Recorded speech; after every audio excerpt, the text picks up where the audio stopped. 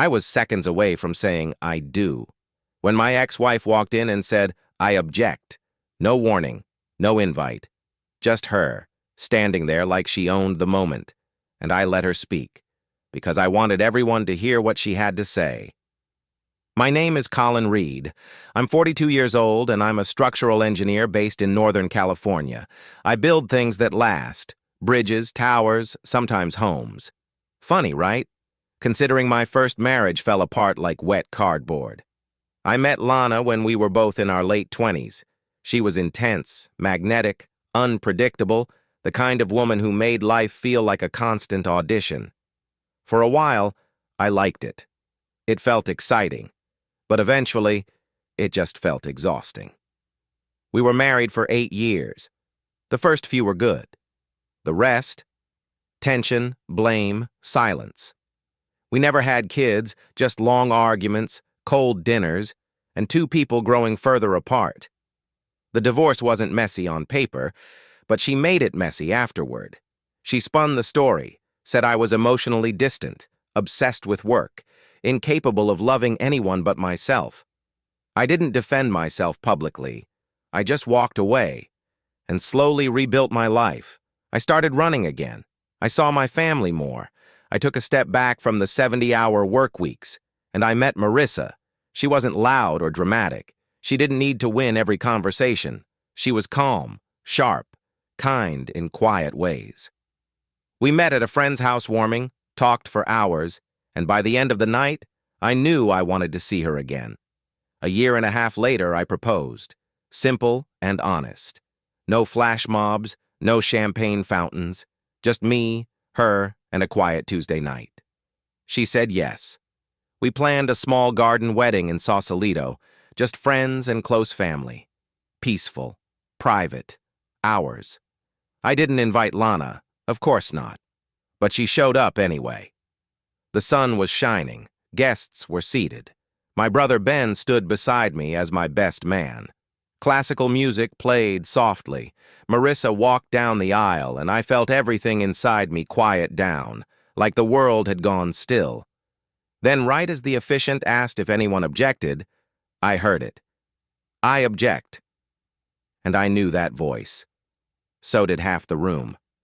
Lana stood at the back in a pale blue dress, sunglasses pushed up like she was on a courtroom reality show, one hand on her hip, completely uninvited. The air left the garden. Ben leaned in. Is this real? I looked at the officiant, then at Marissa, and I said, let her speak, because I already knew what she'd say, and I wanted everyone to hear it. Lana took a step forward like she was on stage. She didn't hesitate, didn't stumble. She never did. That was part of her talent. Colin, she said, her voice smooth and loud enough to carry, I know this looks crazy, but I couldn't just sit back and let this happen. Every eye turned toward her. Marissa stood frozen next to the officiant. Her sister Elaine put a hand on her arm, but Marissa didn't move. She was staring straight at Lana. Lana went on. I know we've been through a lot, but 8 years together, that doesn't just vanish. We made mistakes, both of us, but you don't erase history by pretending it never happened. I watched her carefully. She wasn't emotional. She wasn't fragile. She was performing, calculated, like she'd rehearsed this in her mirror a dozen times. I've been doing a lot of thinking lately, she said, hand resting delicately on her chest. And I realized I never gave us a real chance to fix things. I just walked away too fast, but you were the one man who really knew me. Someone in the audience cleared their throat, loud, annoyed. Lana ignored it. I'm not here to cause a scene. I just needed to speak my truth. I still love you, Colin, and I'm not afraid to say it. Gasps. Audible gasps. I looked at Marissa. She didn't flinch. She didn't cry. She didn't even blink. I stepped forward. Are you finished? I asked Lana calmly. She blinked like that wasn't the response she was expecting. I mean it, I said. If there's more, go ahead. I want you to say everything you came here to say. Lana opened her mouth, then hesitated. No, she said finally. That's it. Good, I nodded. Then I turned to the guests. For those of you who don't know, I said, keeping my voice even, this is Lana, my ex-wife. We divorced 3 years ago. It wasn't sudden, it wasn't impulsive, and it wasn't one-sided. We both knew it was time. I felt my hands settle, steady. She's right. We shared 8 years. But she's wrong about one thing. You can walk away from something that's broken. You can choose peace. You can move forward. I looked at Marissa, and she finally smiled, small, steady. And I did. I found someone who doesn't need me to perform, who doesn't rewrite our story in public, who stands with me in silence and storm, and I'm marrying her today. The guests clapped. Not just polite clapping, real support. Lana stood frozen. I turned back to her. I let you speak because I knew that's what you needed. Not for me, for you. But this is where your part ends, Lana. You don't get to rewrite this chapter. She stared at me, lips pressed into a line. For a second, I thought she might lash out. But instead, she gave a little shrug, smirked, and said, Well, I tried. Then she turned and walked out. No one followed her. The officiant hesitated. Should we continue? Marissa looked at me. I'm ready if you are. I smiled. Let's get married. And we did. Right there. No drama, no delay, just us. The rest of the day was beautiful. The tension faded like a bad dream. Friends came up to congratulate us, some shaking their heads, some laughing in disbelief. Ben pulled me aside at the reception. Man, I gotta say, you handled that like a monk. I grinned. 8 years with Lana was good training. We didn't talk about her much after that. Marissa didn't ask for details, and I didn't volunteer. She already knew enough. She knew the kind of woman Lana was, not from my words, but from her actions. And that was enough. What mattered was what we built from that day on. A marriage without performance. A love without interruption. A life where I never had to wonder if I was good enough. Because I finally stopped trying to prove it to the wrong person. We didn't talk about her much after the wedding. Not because we pretended it didn't happen, but because neither of us wanted to give her more space in our lives than she already tried to take. What Lana did was a final gasp of control, a last flare of drama in a life she was no longer invited into. And honestly, it failed. But life doesn't move forward in a straight line. There are echoes, and some of them take longer to fade. Our honeymoon was quiet and perfect.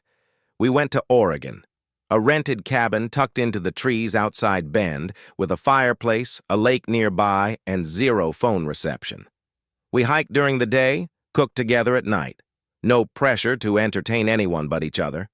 I remember one night sitting on the porch with a cup of coffee in my hand, watching the sky turn pink behind the pines, and realizing I hadn't thought about work in 3 full days. That hadn't happened in a decade. Marissa was curled up in a blanket beside me, reading. She looked up at me, caught me watching her, and smiled. That small, content kind of smile that doesn't need words. I felt it in my chest.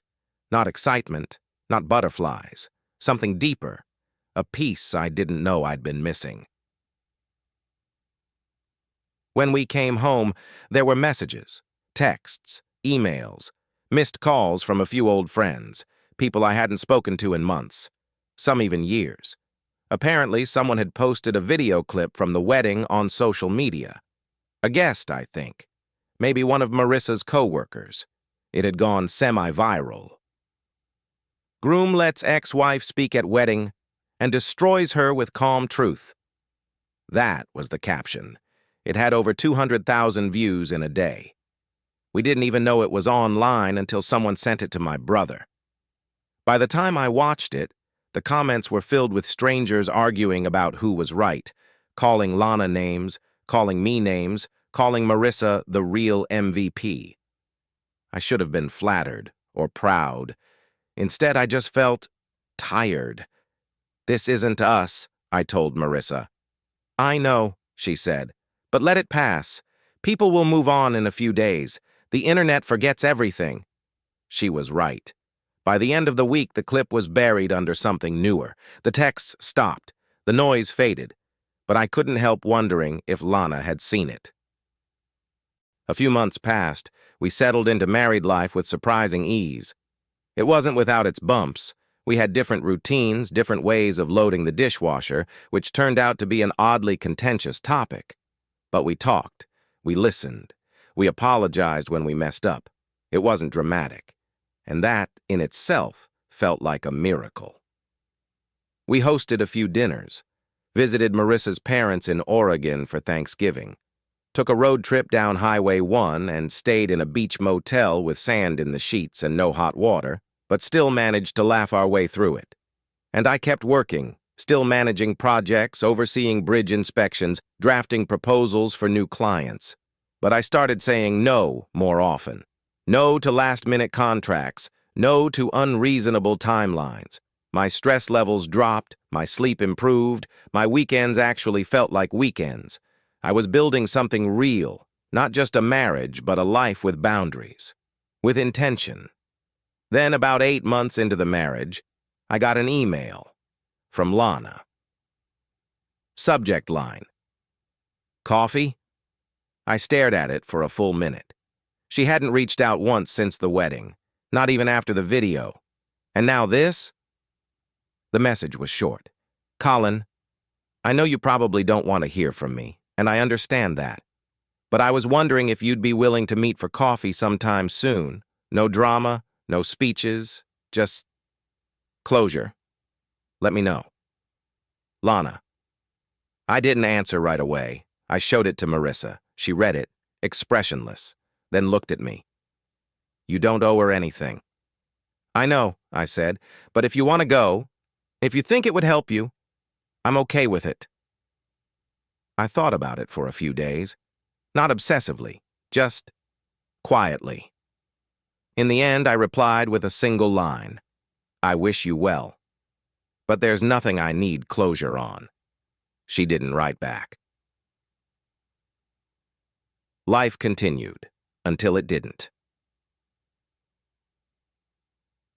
One Friday afternoon, I was walking back from a job site in Fremont when I got a call from my brother Ben. Hey, you might want to check your email, he said, or your voicemail. Why? Because Lana's posted something, a video, and it's spreading fast. I stopped walking. What kind of video? He hesitated. It's called The Truth About My Ex-Husband. My stomach dropped. I hung up and checked my phone. Sure enough, 3 missed calls, 4 texts, and a dozen notifications. A video link sat at the top of my inbox. I opened it. Lana, sitting in what looked like her living room. Perfect lighting, subtle makeup, the same soft, calculated voice she used at our wedding. I didn't want to do this, she said, staring into the camera. But after everything that's been said about me, I feel like I have to set the record straight. Then she began listing grievances, accusations, stories twisted just enough to sound plausible, but never quite true. She implied I was emotionally manipulative, cold, selfish, career-obsessed, that I controlled her subtly for years. It was polished, scripted, and vague enough to avoid legal trouble, but it hit like a brick. By evening, it had 75,000 views. By morning, 200,000.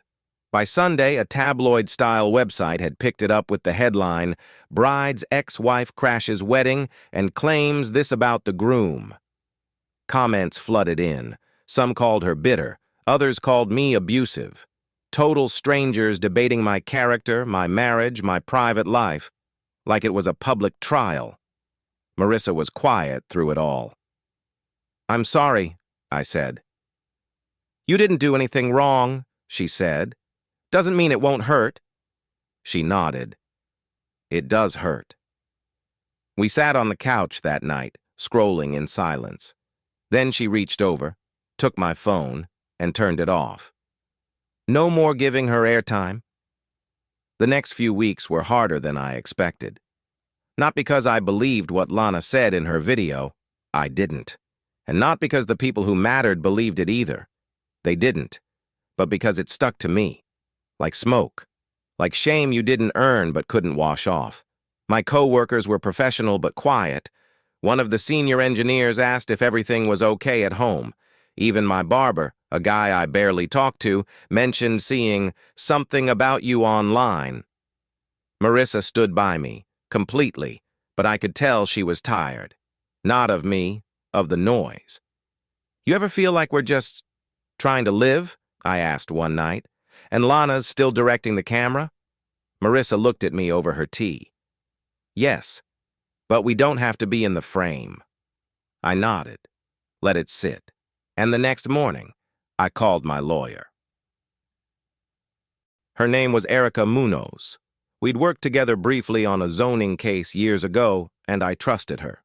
She had the kind of direct, no-nonsense energy that made you feel like things were solvable. I saw the video, she said, before I could even finish explaining. You think it's defamatory? I asked.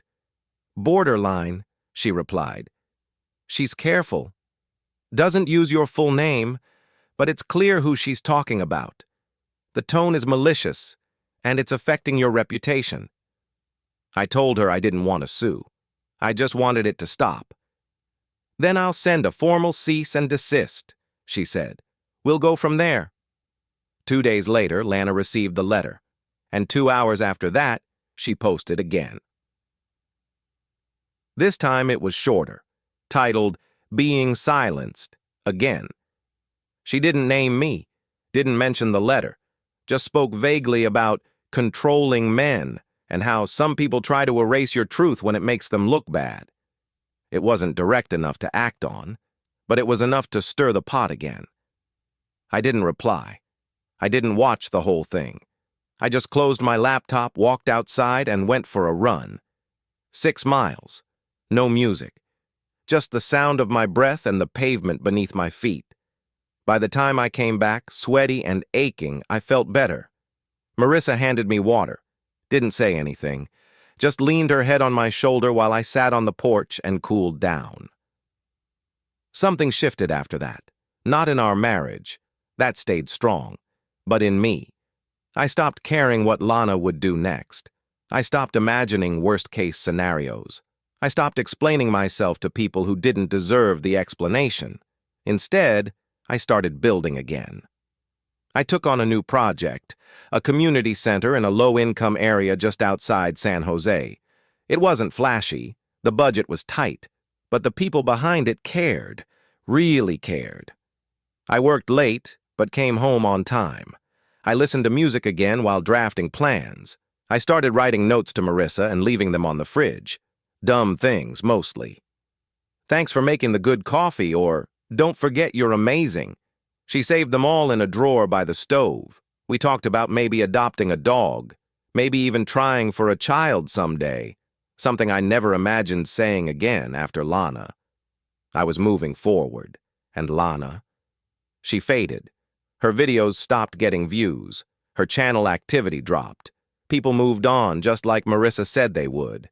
The internet got bored. One day, Ben texted me a screenshot. Lana had taken all her videos down. No warning, no explanation, just gone. Months passed. A full year after our wedding, Marissa and I threw a small anniversary dinner at home. Nothing extravagant, just us, Ben, Elaine, and a few close friends. There was laughter, music, good food, no tension. And for the first time in a long while, I didn't think about the past once. Until the doorbell rang. Ben looked at me. You expecting anyone else? I shook my head. He opened the door, and there she was, Lana. She looked different, tired, smaller, no sunglasses, no lipstick, just jeans and a long coat, hair tied back. Hi, she said quietly. Ben blocked the doorway. You've got to be kidding me. It's okay, I said, standing up. Let me talk to her. Marissa didn't protest. She just watched. Calm, unreadable. I stepped outside and closed the door behind me. Lana didn't speak right away. Her eyes looked glassy. Not angry, not wild, just worn. "I'm not here to make a scene," she said. "I swear. I didn't even plan to come." I waited. I was driving by. I saw the lights. I remembered it was this week. She trailed off. "I guess I just wanted to say sorry." I didn't answer. "I mean it," she added. "I messed things up. I ruined things I didn't have to. And I lied. Not just in those videos, in the marriage, to you, about you." I studied her face, looking for the old Lana, but she wasn't there. "I don't hate you," I said finally, "but I don't have space for you anymore. You need to stop showing up in my life, literally and otherwise." She nodded. "Fair." Then she looked up at me, and for the first time, she didn't look defensive or proud. Just real. "I hope you're happy." "I am," I said. "Good." She turned and walked down the steps. This time I didn't stop her, and I didn't watch her go. That night, Marissa and I sat out back under the string lights. The guests had gone home, the plates were washed, the air was still.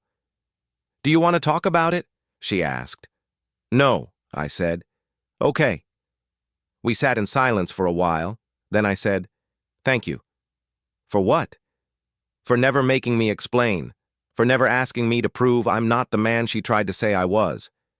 She took my hand. "You never had to," she said, and I believed her. 3 years have passed since that night. A lot has changed. Some things haven't. Marissa and I still live in the same house, though we renovated the kitchen last fall, not out of necessity, but because she'd always wanted more sunlight over the sink.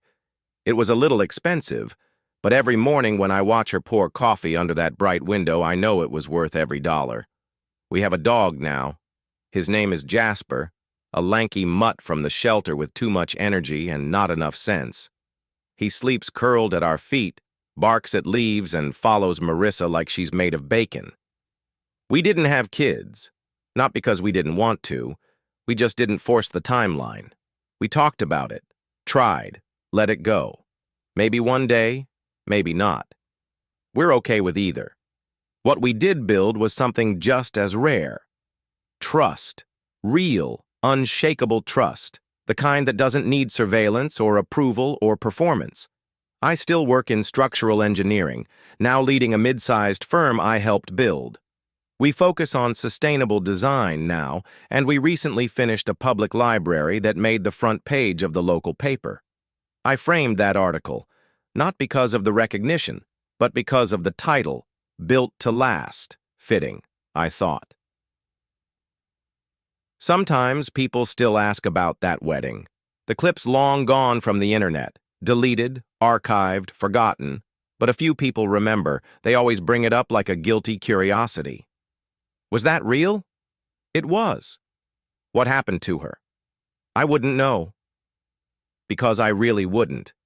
Lana never reached out again. She disappeared from social media, moved away, I think. Someone once told me she went back to Chicago, closer to her sister. I never confirmed it. I never tried. Forgiveness isn't always about reunion. Sometimes it's just silence, distance, peace. One Sunday, not too long ago, Marissa and I sat in a cafe downtown. Same spot we used to go to back when we were dating. She ordered her usual black coffee, no sugar. And I got the breakfast sandwich I always regretted halfway through. We were just sitting there, reading quietly, when a couple walked in and sat across from us. They were arguing, not loudly, not rudely, just that tired kind of bickering that tells you the cracks aren't new. She accused. He deflected. She sighed. He looked at the window, and I felt this ache in my chest. Not judgment, not pride, just recognition. Marissa must have noticed. She gently touched my hand. "You okay?" she asked. "Yeah," I said, just remembering. She didn't press. She never does. We paid the bill, walked out hand in hand. That couple faded behind us, just another part of the noise we'd learned how to leave behind. Marriage isn't a fairy tale. It's not a fix for old wounds. It's not a trophy for surviving pain, and it's not a guarantee against future storms. It's a promise to try, to listen, to respect, to show up, especially when things get quiet and routine and boring. That's what makes it last. Not fire, not drama, not big speeches, just the daily choice to love someone without needing them to perform. I don't think Lana ever learned that. She loved the story, the spotlight, the chaos. And maybe, in her own way, she loved me too. But love without respect is just possession. And now, years later, I finally understand that I never failed her. I just stopped playing a role I was never meant to play. Today, when people ask me if I'd do anything differently, if I'd stop her from crashing the wedding, if I'd cut her off sooner, if I'd burn the bridge instead of walking away, I say no. I let her speak that day not because she deserved it, but because I needed to stop being afraid of what she might say, and because the best way to end a performance is to let the curtain fall on its own.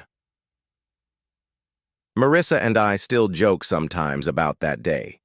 When we hear someone say, "I object" in a movie, we'll glance at each other and laugh quietly. But it's not bitter. It's just a memory now. One of many. And we're still here. Still choosing each other. Still building something that doesn't need to be loud to be real. Something that, finally, after everything, feels built to last.